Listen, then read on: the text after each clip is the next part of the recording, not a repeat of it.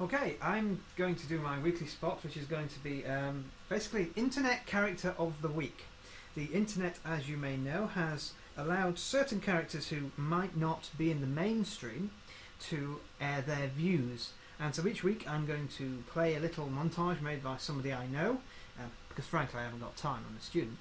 And then we'll discuss what we think about this person afterwards. So have a listen to this guy. This gentleman calls himself Nephlimfree, and this was done by the YouTube giant Thunderf00t.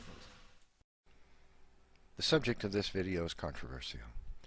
There will be people who say I'm deluded, I'm an idiot, whatnot, for saying the things I'm going to say in this video. I really don't care. God has revealed the truth to me, and I've had experiences that prove to me what I'm about to say is the truth. I'm not here for me. I'm here because God has told me to do this. Until about 10 or 15 years ago, anyone who believed in aliens was considered a conspiracy theorist or a Christian. All I can tell you is that I'm a perfectly sane, highly intelligent person who has a firm grasp on reality. Of the many, many, many, many, many testimonies of people who have been visited by aliens, you will find that they commonly describe three, often sometimes four or five, but the most common are three kinds of alien. There's the alien gray, there is a black dwarf, and there is a reptilian. I'm here because God has told me to do this. All I can tell you is that I'm a perfectly sane alien gray. God told me He wanted me to do what I'm doing. The alien gray is a mixture, a genetic mixture between human and insect.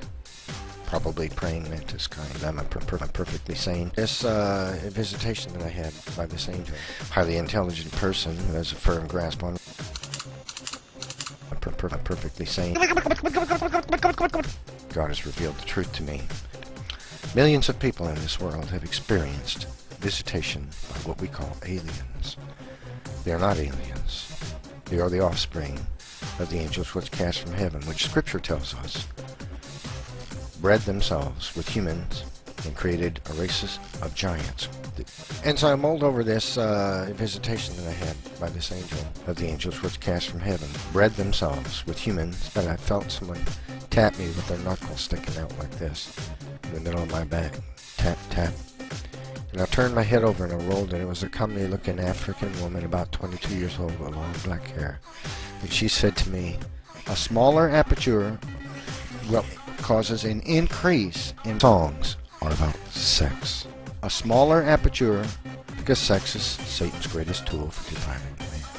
And so I mulled over this visitation that I had by this angel. This tells us clearly and unarguably that angels reproduced with humankind and produced an offspring, the alien gray. The black dwarf is a mixture between ape and man, probably chimpanzee. I saw it as it happened, because sex is Satan's greatest tool. And so God is telling me, you know, son, I have a job for you. I want you to use YouTube to do it, because sex is Satan's greatest tool. Highly intelligent, highly educated people are coming forth and stating that they believe aliens are real, or they can gang up on me in a group, right? Well, until about 10 or 15 years ago, anyone who believed in aliens was considered a conspiracy theorist or a Christian. All I can tell you is that I'm a perfectly sane, highly intelligent person who has a firm grasp on reality. Sorry about the blast there at the end. Right, that was Nephlimfree. Interesting internet person of the week. He is a geocentrist, a creationist, a fundamentalist literist Christian, and believes aliens are descended from giants. He also has nearly 5,000 subscribers. Yep. Interesting. Yes. What do you think of his theory that aliens are the descendants of angels who bred with giants? Where do we begin? It's the first time I've heard that, and there is obviously so much in there that's all being kind of linked together. I mean, this is kind of not uncommon in the world of the paranormal, that, you know, crop circles are linked with aliens, are linked with conspiracy theorists, are linked with this, are linked with that, and the whole thing is seen as one kind of giant network. I don't even know where you'd begin to. I can think of so many places to begin that I'm spoiled for choice. I mean, clearly, I think one of the kind of fundamental things there is that this guy is obviously accepting the Bible as literally true, and that's a starting point. Nothing can be questioned if it contradicts the Bible. Therefore, in sharp contrast to a kind of sceptical approach, which says, well, we don't accept any authority, we don't accept any statements, no matter who made them, whether it be kind of a world-famous scientist or whether it be Joe Bloggs or whoever. The question is, what does the empirical testing of that idea tell us? Now, clearly, this guy's not up for that, Therefore, he can hold views that clearly are contradicted by the scientific evidence, and that's not going to move him one iota. He's going to stick to his beliefs, and he's got this very nice and sounds like rather elaborate belief system. Yes. And I'm sure that any bit of evidence you put in front of him, he could bat away. It's what Stephen Law calls a kind of the kind of idea of an intellectual black hole, where you get a belief system that is impervious to any kind of outside influence. It's completely self-contained and self-supporting and reinforcing. No evidence is ever going to contradict that. Well, just to let you know a bit more about him, he believes himself to be an expert geologist, and one of his theories is the reason there are craters on the moon is because of the waters of the deep, when they broke for the flood, fired and scarred the moon. Of course. See? What fools we've been. Yeah. It's so obvious now you've said it. It just didn't occur to me at the time. And also the reason why magnetism in rocks changes every now and again is because they were flipped over at this point. Right. Some of them. Right. Yeah. So it's all so clear now. Yeah. I think this guy ought to get a Nobel Prize. Yes. I mean, if there is any justice in the world. Yes. Okay, let's move on. You can find Nephlimfree. It's Nephlimfree. It's just one word on YouTube if you like. And also Thunderf00t. If you're on YouTube at all, you'll know him anyway. He's a giant. So I'd like to thank him for that, and I'll, of course, shout him out. So, right. Where shall we go from here? I'm kind of numbed by Nephlimfree. I have to be completely honest. One of the things I wanted to mention was a story that had been in the, not so much the kind of the mainstream newspapers, but certainly in a lot of the psychology magazines and New Scientist and so on. An interesting story that was reporting some research by a guy called Daryl Bem, who's a very, very well-respected social psychologist, been around for years, has a huge reputation. One of the things about him is a little bit of a maverick, and he's a well-known supporter and proponent of the paranormal, and he's recently had a paper accepted for publication in the Journal of Personality and Social Psychology, which is a very well-respected journal published by the American Psychological Association, which is, those are the journals we all want to publish in. That's the place to be. Now, the interesting thing is that this paper that he's had accepted is basically arguing that there is convincing evidence, and he reports 9 experiments in the paper, that various kind of precognitive effects really do exist. Now, the particular approach that he takes, and there's lots of different experiments, and they're using different techniques, but the basic approach that he takes is to take various standard and accepted psychological paradigms which involve a situation where event A, presentation of some particular stimulus, for example, actually has an effect on the processing of event B. Again, maybe some stimulus being presented.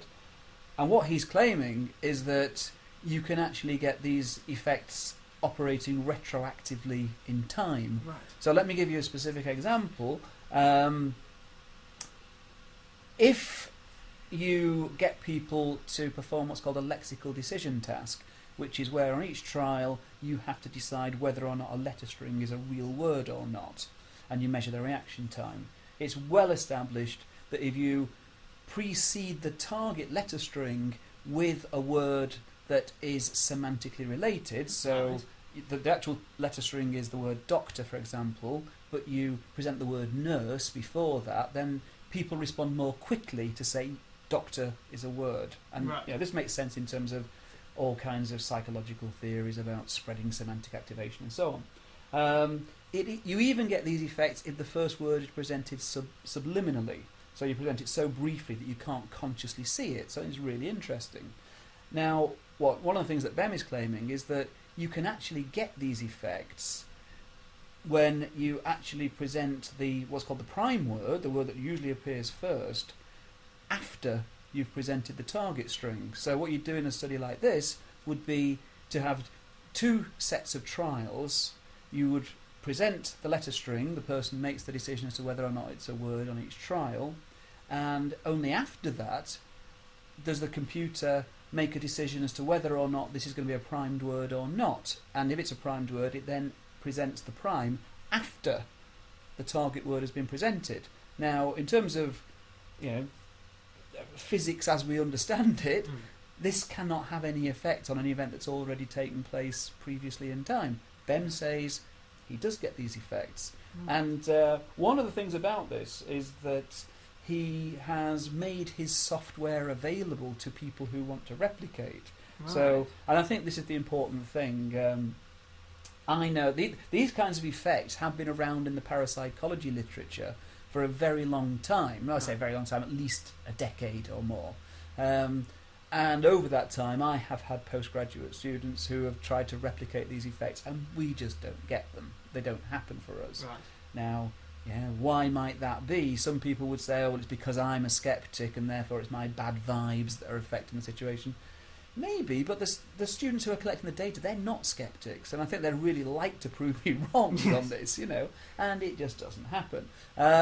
Anyway, we are doing the only thing that we think it is fair to do, and we are attempting to replicate some of Bem's effects, and we'll let you know how that goes. So we're currently setting up an experiment. We've looked at the experiments that Bem reports in this paper. We've taken the one with the largest effect size. That gives us the best chance of getting an effect if there's one there to be got.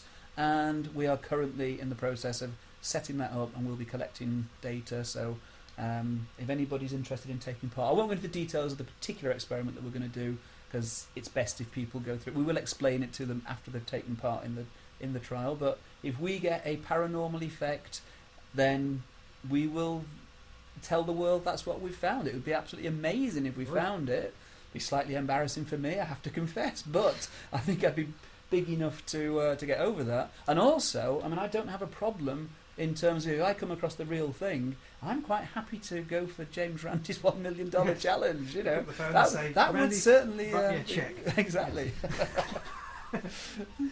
Yes, it would be interesting for a skeptic to get that prize. It would indeed, there'd be a great irony in that. Something tells me it's not going to happen, but it's a nice idea. Being serious, this is one of the reasons why I'm quite open for when we can fit it in. And I have to emphasise that, because we don't have the time to test everyone's psychic claims personally. But when we can actually fit it in, or again, if it's part of, say, a TV programme where it's going to be kind of worth the effort, we are open to the idea of testing psychic claimants. And if we ever found one that was the real thing and could really do this stuff properly under controlled conditions, then great. We go for Randi's $1 million challenge. And I'm not a greedy man, I'll just take 10%. And the pints will be on you.